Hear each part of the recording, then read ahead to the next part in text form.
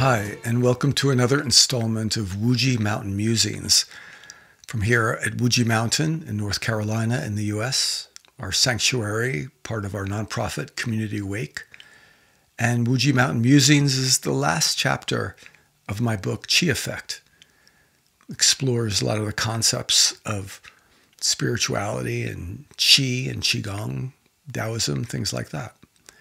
And it's the more poetic part of the book. It has 108 different elements to it, each a poetic interpretation of many concepts that we look at in the book. So I randomly pick one for these. This is number 69. So enjoy. Some things take a few attempts, but the moment will come when, maybe with your eyes closed and a warm cup of tea in your belly, your intuitive mind will start speaking out. You'll know her because she has no concerns with basic survival needs, nor does she rely on intellect or logic. She is your higher self, coming directly from your heart resonance. Allow your spirit space that the ancients called Shen Qi to simply express without judgment or fear. And if those two come up, simply say thank you and return to your heart-centered resonance. How many times do we get in our own way? How many times do we want something so badly and we push and we struggle, we question, we blame the world, these kinds of things. And we realize that all that time, it was the intellectual mind's judgment blaming others, the survival mind, blaming others. It's amazing how those parts of our mind get in the way when we want something to change in our life or we want something to enter into our life. And it's only in that moment sometimes when we've hit the wall, when we give up fighting, when sometimes we're too exhausted to fight. It's a fascinating experience I think we've all seen. You have that moment where you just don't have it in you anymore. You just have tried everything. You completely give up. You don't consciously surrender. You basically subconsciously surrender. And when that happens, what you've really done is taken the power away from your intellectual mind and your survival mind. They've given up. They're the ones who stop engaging. They push, they pull, they do everything they can. And when they don't get the end result they want, they shut down, turn off. We tend to get exhausted in those situations or emotional, depends on which of the two minds take dominance.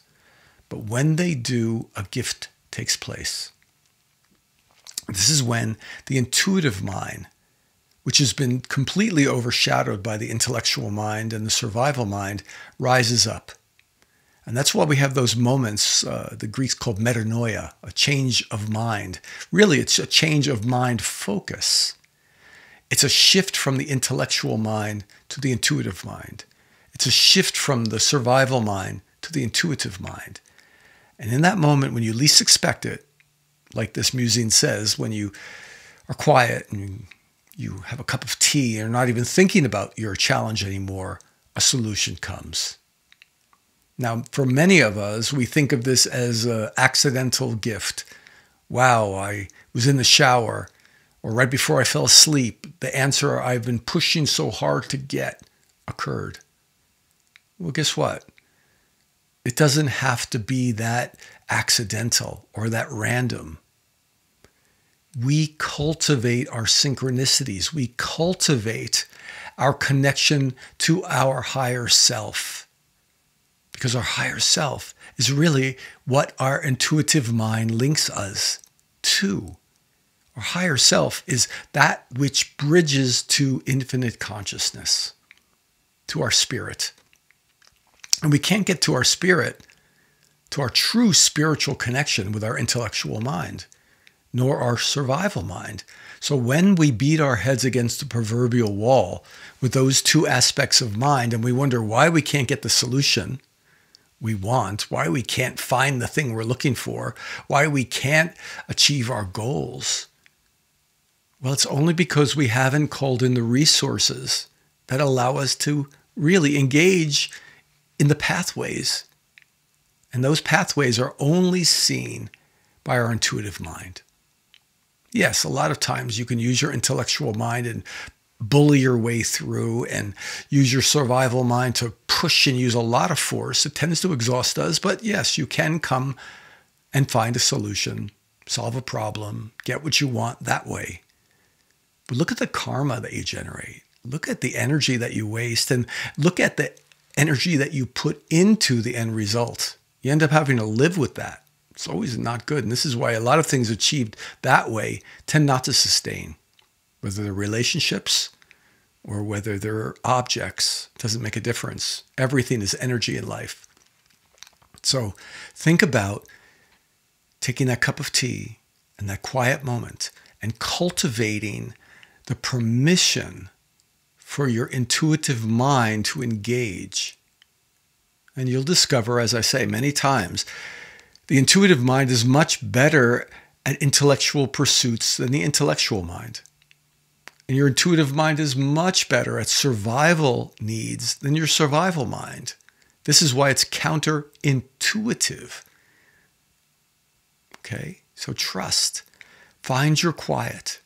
Find that peace. Find that moment where you don't do it out of exhaustion. You don't do it because you've completely given up and surrendered, but because you've consciously cultivated your intuitive mind, that Shen Qi, that spirit bridge within you, and surprise yourself at what's possible. How do you do it? Use your breath. This is why I teach meditation and Qigong, why it's so effective for people. Because most people are under such massive stress and are so conditioned to use their intellectual mind and their survival mind that they forget there's an easier way, And I'm a bit lazy. One of the high spiritual pursuits I talk about a lot is being lazy. And that sounds funny to a lot of people, but it means using the minimal amount of energy from the intellectual and survival minds. Don't use force when it's not really the best pathway for you.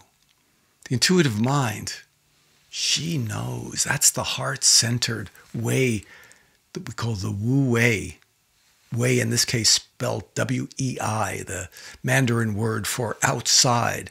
Wu means no or none, non-being. It means I am not going to engage with any outside force. I'm going to go inside and use that heart resonance to open up my intuitive pathways and tap into the Akasha, tap into this incredible resource we have around us. If we are truly engaged at the quantum level with every atom in this universe, at some level we are. This means that we have a resource that we can tap into. And it means finding your quiet, taking that breath, doing your Qigong, whatever it takes to get you into that place, that intuitive place of quiet, inner quiet. And watch what happens. Watch the solutions appear. And you don't have to wait to fall asleep exhausted. And you don't have to sit there and just push and push and push. It's just the opposite. You surrender to the truth that your intuitive mind is your bridge to valuable resources that exist out all around you in the Wei Qi field, in your energetic field. And all of a sudden, it's easier to navigate when we navigate from that heart center and we tap into our higher self. Our higher self really, it's not really a spatial thing. Higher simply means it's the vibration beyond the intellectual mind. It's the vibration more rarefied than the survival mind. It's your intuitive mind. That is really the bridge to your higher self. It's connected to your heart resonance. So if you close your eyes, you breathe into that heart space. You trust what it feels like to be in that heart resonant space.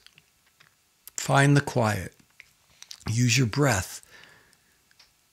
trust in that inner quiet, and from that will emerge a garden of intuitive wisdom. It's within everyone. It's time that you discover it within you, and not just let it be an accidental moment here or there, but to be something that you cultivate the way you cultivate a garden, so those flowers can bloom. And do what it takes to keep your body, mind, and spirit in its healthy, optimized state. And catch the intellectual mind and the survival mind when they bully their way in and say, thank you, but we don't need you right now. This is a time of problem solving. This is a time of transformation. And I realize that within me, my higher self is the tool, and that's my intuitive mind. So welcome it and practice it. Find your quiet. And it's the greatest gift you can give yourself and others. Be at peace and trust your heart resonance always. Peace.